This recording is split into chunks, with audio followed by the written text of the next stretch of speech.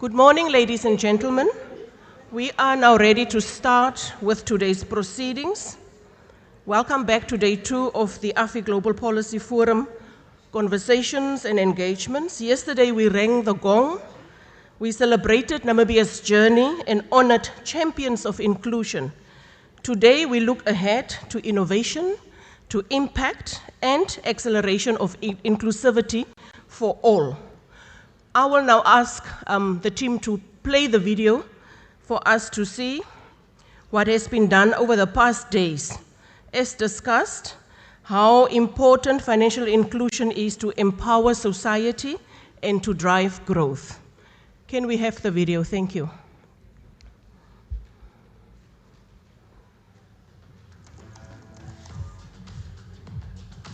The Bank of Namibia, together with the Namibia Financial Institutions Supervisory Authority and the Communications Regulatory Authority of Namibia, is deploying a unified AI engagement and complaint system for banks, insurers, telecoms, and other regulated entities. This shared service is delivered by Proto and the Bank of Namibia and its fellow regulators, with implementation funding from the Gates Foundation's Inclusive Financial Systems Program.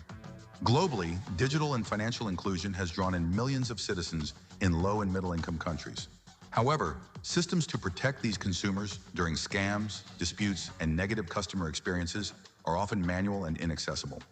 To solve this problem, Namibia is deploying AI agents that speak local languages and transfer conversations conveniently between regulators depending on the supervisory mandate. The public can ask questions and lodge complaints through the country's most popular messaging apps. Complaints are automatically categorized, then sent to businesses for monitored resolution. This AI capability helps Namibia's public services focus on complaint investigations and policymaking with standardized consumer protection analysis for the whole of government. Namibia joins Proto's AI deployments across countries like Rwanda and the Philippines, with diagnostic and designed by the University of Cambridge Subtech Lab. The system is built to evolve, including the addition of more public services and integrations like fraud tracing and fund recovery.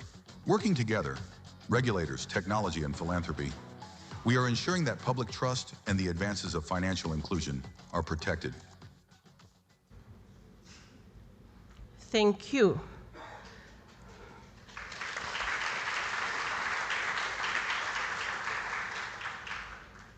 So to open our day today officially, it is now my distinct pleasure to welcome Ms. Nangula Kauluma, the newly appointed Chief Executive Officer of Retail Banking at First Rand Broader Africa Group, to deliver the insightful exchange keynote.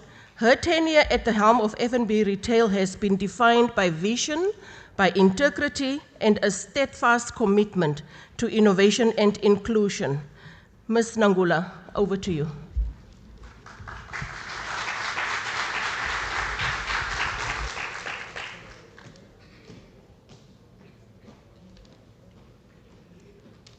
Thank you, Director of Ceremonies. Good morning. Mwalelepo. Bonjour. Bon dia. Goeiemorgen. Okay, I think that's where my linguistic abilities end. AFI Policy Forum members, Governor of the Bank of Namibia, Johannes Kavachab, CEO for the Alliance of Financial Inclusion, Dr. Alfred Hanig, Ms. Soraya Hakuzia Remye, Governor, National Bank of Rwanda and AFI Board Chair, CEOs, executives from all sectors of Namibia's economy and beyond, and so many more valued stakeholders here today, committed to the advancement of financial inclusion across Africa and the world. It is indeed an honor for F&B and the First Rand Group to be able to be part of Namibia's hosting of this necessary and collaborative conference. Allow me to take you on a bit of a journey. Imagine yourself in the heart of Accra in Ghana, where you find the Makola market. It's a hive of activity, full of energy, color, life. A massive market with people everywhere, moving with purpose, haggling, chatting, and exchanging goods. Here you find vendors selling a wide range of items, from local fruits and vegetables like mangoes, yams, and plantain, to clothing, fabrics, jewelry, and even home goods. Most of the vendors here are women who are strong, hardworking, and proud of what they do. Many of them have been in the market for years, selling their goods and supporting their families. As you make your way through the maze of the market, filled with a mix of scents, from fresh fruit, tilapia, and even the smell of leather, you come across Afua, who's selling the popular kente cloth. You decide to purchase the cloth. She welcomes you to her stall with a beam. As you shop around, you notice a man approach her. He is a Cash Plus agent. The agent collects and counts Afua's cash, and they both take out their mobile phones, and in a matter of minutes, he's packed the cash in his bag. Afua says, "Medase," thank you, and she's back with you. Afua explains that she's just deposited her earnings into her account. It's safer than keeping the cash on her until she can find time to visit her bank. Amazed, you ask her if you can pay for your kente cloth without cash. Of course, she says, "I have Momo. You can just send to my mobile number." Now let's shift from the bustling markets of Accra to the industrial streets of Kitwe in Zambia's Copper Belt, the second largest city in Zambia, but the principal industrial and commercial center. It's an urban city built on the back of the copper mining industry and home to Mopani Copper Mines, one of Africa's largest mines. While in Kitwe, you stay with a mine worker who has a son named Jaden. And some of you who are parents of kids of Jaden's age, like I am, you might also relate. Jaden is 18 years old and he's just finished school. Despite his dad's best efforts to get him to pursue a traditional or serious career, Jaden has decided to become a social media influencer. Leveraging his iPhone 13, he uses TikTok and Insta to stream content about his life. He's super proud of his 300K following that he's built on Instagram, with over 2 million views on TikTok. He says he would like to land a brand deal soon. You ask him about which brands he'd like to work with, and he mentions he loves international brands, as he wants to become a global influencer. Jaden explains that to supplement his allowance, he's also using social media to make extra money by offering exclusive content to subscribers that are willing to pay a subscription fee of 50 kwacha. And he only accepts digital payments. No cash for Jaden. His local subscribers pay him through his mobile money wallet, while he receives payments from his international subscribers through Mukuru. Thanks to the national financial switch in Zambia, he can seamlessly transfer his funds received in his mobile wallets and consolidate them in his FNB youth account. This is in theory, this is reality, and this is Africa, redefining what financial inclusion means. These stories aren't isolated, and they reflect a broader transformation that's happening across Africa. All over the continent, from West to Southern Africa, we are witnessing pioneering innovations that solve for financial inclusion, as they're driven by local realities and a deep understanding of what customers like Afua and Jaden need. Africa is able to take the lead in driving financial inclusion due to not only the need to leapfrog the historical barriers to inclusion, but is driven by a unique economic and cultural shift that's taking place, allowing the continent to truly claim its seat on the world stage. Firstly, Africa is the youngest continent in the world, with 60% of it being under the age of the population being under the age of 25, and this is only expected to grow. The Jadens of this world are creating and consuming services differently, and this can also be seen in the cultural and artistic dominance of Africa on the world stage. It's estimated that by 2035, there will be more young Africans entering the global workforce each year than the rest of the world combined. With social media, the African youth has been able to participate and even lead artistic movements. The youth are looking for the same ease and accessibility that they get in their everyday lives in their financial services. They're choosing platforms that empower them, that are frictionless, and give them the flexibility to access financial services in ways that suit them. As policymakers, regulators, and financial services providers, it's imperative that we solve for the youth. They truly are the future. Through financial inclusion, we'll be empowering the likes of Jaden, who are future leaders of our society, and that in turn will also drive economic transformation. We've also seen the start of the implementation of the African Continental Free Trade Area, which is the largest free trade area in the world since the WTO. This agreement allows 54 countries to trade goods and services freely amongst each other through a unified market. Projections by the World Bank indicate that the successful implementation of this agreement could raise Africa's exports to the world by 32% by 2035 and lift 30 million Africans out of poverty. Imagine Afua being able to sell her kente cloth, not just in the marketplace, but across the continent without limitations. This growth in her business will allow her to hire more people, who in turn will also need access to innovative financial solutions to manage their respective income. The opportunity that this creates for SMEs is phenomenal. SMEs today already account for 80% of jobs on the continent. And again, financial systems that are accessible, inclusive, and affordable are key to realizing this opportunity. Likewise, across the AFI network, regulators and policymakers in Africa are leveraging the collective wisdom and peer learning spirit that define their community to unlock this potential responsibly. The adoption of the Victoria Consensus on Advancing Responsible and Inclusive Innovation for Financial Inclusion underscores a shared commitment to ensure that innovation in the financial sector complements such great initiatives and delivers equitable, tangible outcomes for people everywhere, including Afua and Jaden. This consensus, developed and endorsed by AFI members, provides a framework to advance innovation that is inclusive, safe, and sustainable, ensuring that the imagined future of an empowered and connected Africa is not just aspirational, but indeed achievable.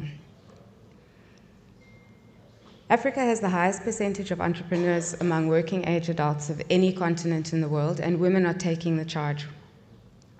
Approximately 25% of businesses are owned by women, according to the African Development Bank. Tech entrepreneurship specifically has seen a boom. In 2024, over $3.2 billion were raised in startup funding. And this year so far already, we've seen $2 billion raised in startup funding, indicating, all things equal, that the startup ecosystem in Africa is on track for its best year yet. Innovations from these startups include peer-to-peer lending, crowdfunding, digital microinsurance, buy now, pay later schemes, and artificial intelligence-based credit scoring that enables people without formal credit histories to access loans. This progress is made possible by the foresight and proactive enabling policies championed by regulators, from the Bank of Namibia here at home to many other AFI members who have embraced innovation while safeguarding stability and consumer trust. Through AFI's technical guidance, such as the Alternative Data for Credit Scoring Framework, the MSME Finance Policy Model, and the Policy Development and Implementation Guide for Inclusive Open Finance, members have been able to pilot, scale, and sustain solutions that drive real impact for businesses and households alike. These collective efforts reflect the powerful combination that policy foresight and peer-driven support that is enabling Africa's fintech and inclusion ecosystems to thrive.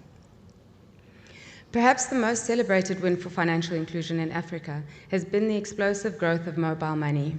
The continent has become a global leader in mobile financial services, with mobile money platforms across the continent like M-Pesa in Kenya, MTN's Momo dominating in West Africa, Orange Money in Botswana, and EcoCash in Lesotho, enabling millions to send, receive, and store money without needing a traditional bank account.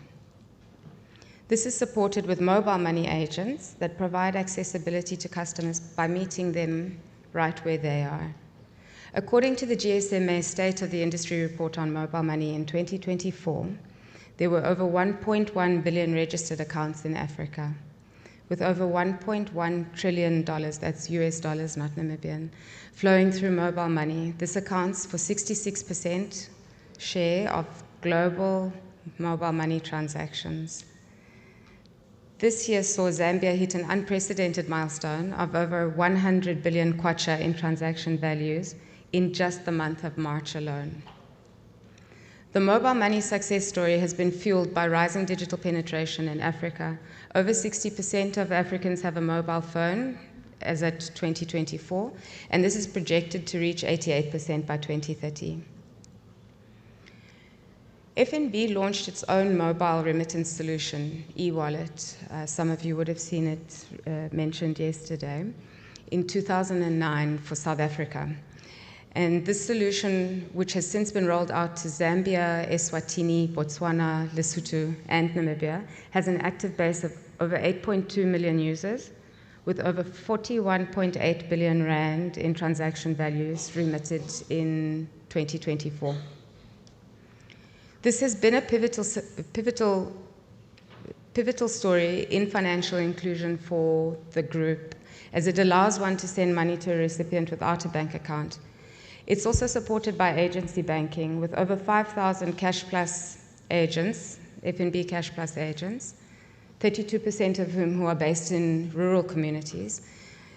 They are able to offer clients like AFI the convenience and security of not relying on traditional bank branches. Mobile money has bridged the gap for the unbanked and underbanked by lowering entry barriers such as complex paperwork, high fees, and long distances to physical banks. I think yesterday we heard from Governor Gavachab about how large Namibia is. So for us here in this country, it's a very real reality in that we've got a small population, it's sparse, but we're distributed across a huge geographical area. And the expense, both time and money-wise, to get to a bank branch can be prohibitive. At the same time, African governments and central banks have played a pivotal role in fostering financial inclusion.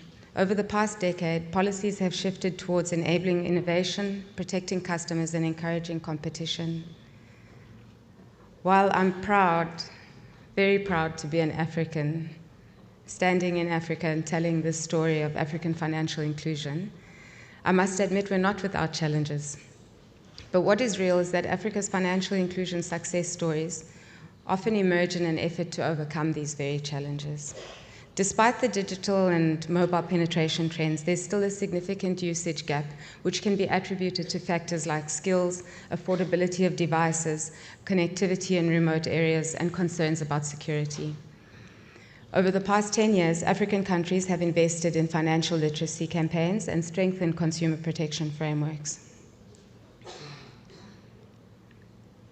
While the regulatory landscape continues to evolve rapidly, it still poses some challenges for the industry to respond to.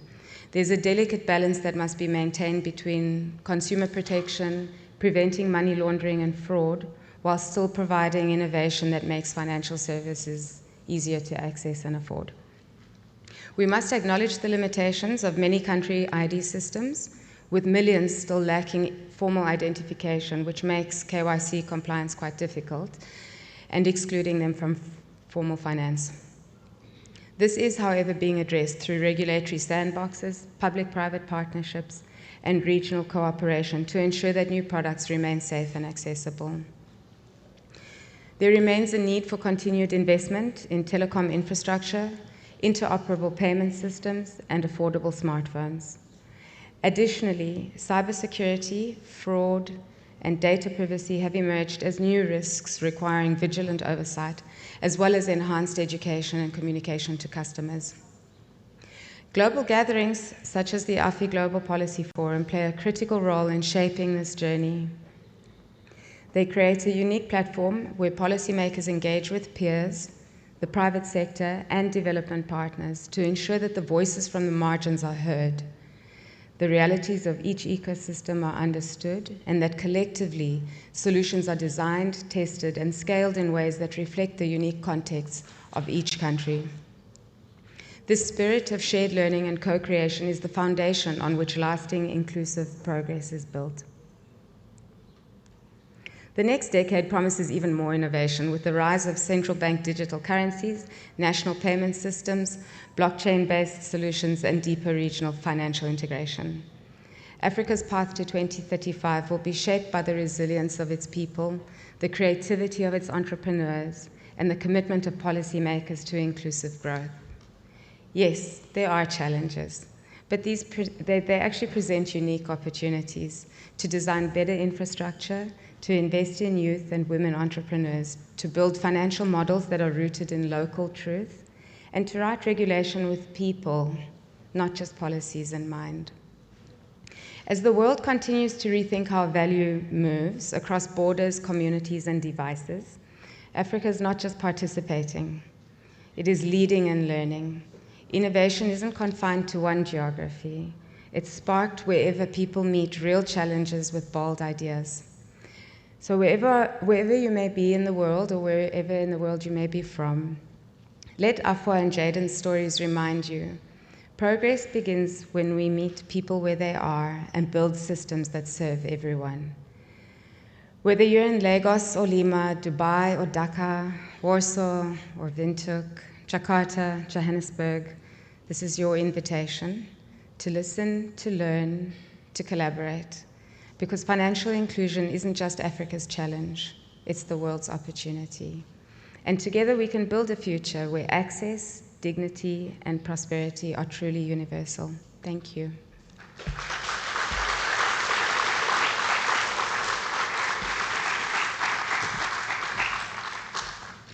Ms. Nangula, as you rightly stated, the next decade promises even more innovation, but financial inclusion isn't just Africa's challenge, it's the world's opportunity. Ladies and gentlemen, for the first time, we are introducing poetry. We now invite Ms. Beatrice Schulz, who will take us on a journey through words with a poetic reflection entitled The Pulse of Progress, a poetic reflection on power, people, and possibility.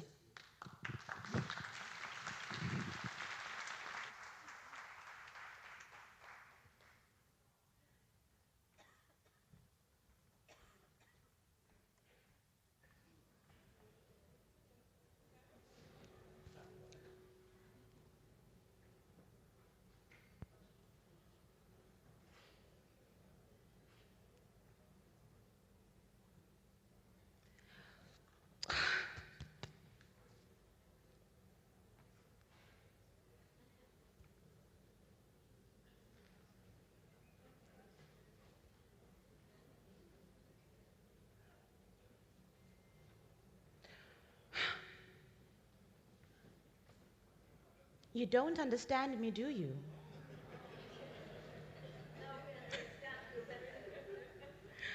You feel left out, don't you? Uncomfortable, on the outside of meaning, excluded. That feeling, that is what millions live with every single day when systems are not designed for them. Take my house help. She's deaf. She went to the bank to open an account, excited, ready to step into independence. And the banker told her, write your bank account number next to your CVV at the back of your card. Think about that. That's like handing thieves the keys to your house and saying, come in whenever you please. Would you ever give such reckless advice to a hearing person? Or did they assume her deafness meant she couldn't understand money? That she didn't deserve the dignity of financial literacy? That she could be dismissed with dangerous misguidance? And if this happens to her, what of the countless others blocked, belittled, betrayed by the very doors that are supposed to open possibility? In 2020, not 1920, not 1820, 2020, in the age of smartphones, satellites, and instant payments, I myself, in all my glory, walked into the bank to open an account, my own name, my own money. And the banker looked at me in the eye and said, "Come back with a letter from your husband stating that he gives you permission." Permission? Permission. Can you feel the sting in that word, as if my worth, my agency, my future was tethered to the stroke of a man's pen? As if independence is a privilege to be granted, not to be lived. If this is my story, a woman with education, with access, with voice, what of the millions who have none of these? What of the mother selling vegetables by the roadside and the young man with no collateral? The widow without papers, the farmer trapped outside the system where money moves but never lands. Now listen to the numbers. Today, 79 in 100 adults worldwide hold a key to the financial door, an account to the bank, or mobile money. That's up to 76% just 4 years ago, and barely half in 2011. 1.4 billion people gained access in the last decade. That sounds like progress. But 21 in every 100 are still waiting outside, and many are women. Because even in 2025, gender gaps persist. 6 in 10 make or receive digital payments, but when love is wired across borders, $200 costs 6.6% to cross, more than double what the UN promised. The pulse of progress, a poetic reflection on power, people, and possibility.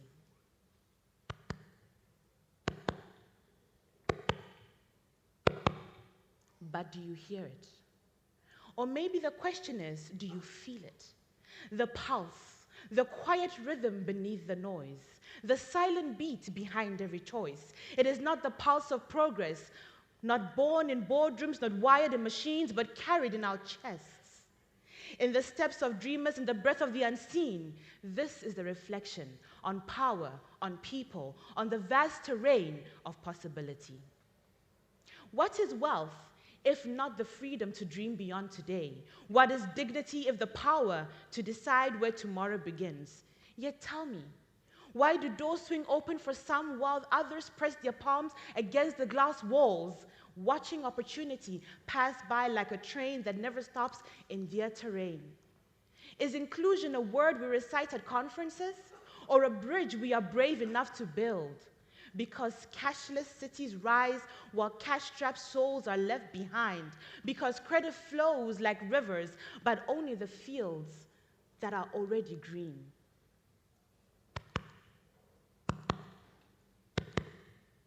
Do you hear it? That low, steady rhythm beneath the noise is not the clicking of coins or the clicking of pens. It's the order, then policy, wider than any border, deeper than any development plan. It is the pulse of progress, and it's beating unevenly. Because for some, progress is a paved highway with road signs and street lights. For others, it's a footpath made of gravel and hope, and for too many, it doesn't come at all. I ask you, who benefits when the farmer cannot borrow, the mother cannot save, and the youth cannot invest? Whose progress is progress if prosperity leaves shadows in its path? Financial inclusion? It's not charity, it is justice. It is rewriting the rules so that money is not a master of a few, but a servant of many.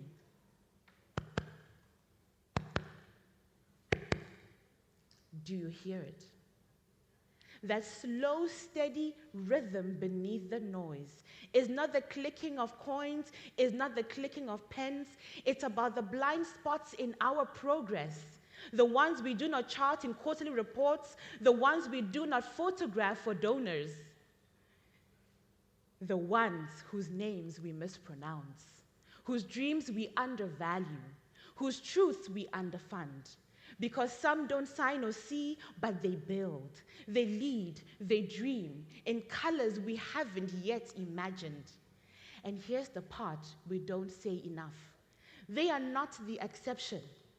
They are the mirror. What we allow to happen to the most unseen among us is the measure of who we really are.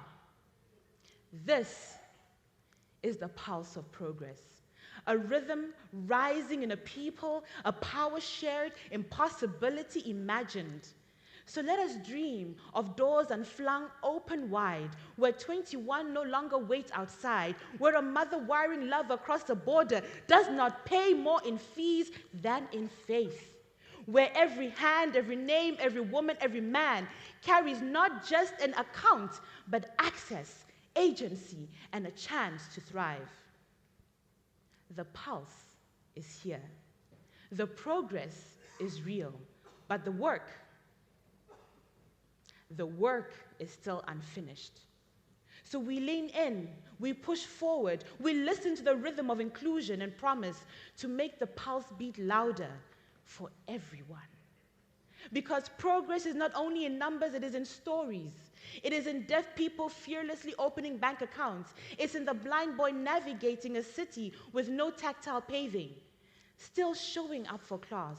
It is the grandmother selling eggs by the roadside to send her granddaughter to school. That is the pulse of progress. Not just money moving, but lives changing. So I ask you, those in power, with the pens who sit in air-conditioned rooms, do you see poverty or do you see progress? Do you see statistics or do you see stories? When you speak of undeserved communities, do you know their names or just their numbers? Because progress is not measured by GDP alone. It is measured by intimacy. How close are you willing to get to the people you claim to serve?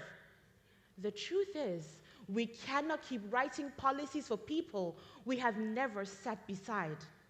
We cannot keep designing programs without their voice at the table.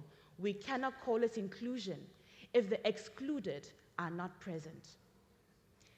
But I believe in us. I believe in a possibility. I believe in a power when it is used with purpose. Because I've seen it. A deaf girl teaching executives the art of silence and listening. A blind coder developing apps that see for others. Women using mobile money to bypass banks, feeding their families, building resilience. This is what happens when we make room. This is what happens when progress is not charity, but equity. So I leave you with this. The pulse of progress is not a sound, it is a sensation, a decision, a choice. It beats in every room where inclusion becomes instinct. It lives in every policy that opens, not closes doors. And at the pulse, today is yours to carry. So let us build a Namibia, an Africa, a world where no one has to fight to be seen, where no child grows up believing their body, their gender, their disability, economic hardship disqualifies them from success. Let us build it with urgency, with compassion, with courage. And because we, you and I, are the pulse of progress, and it takes one step, one beat, one move to make the unseen seen. Hello, my name is Beatrice. My surname is Schultz. I am so happy to be here. Thank you.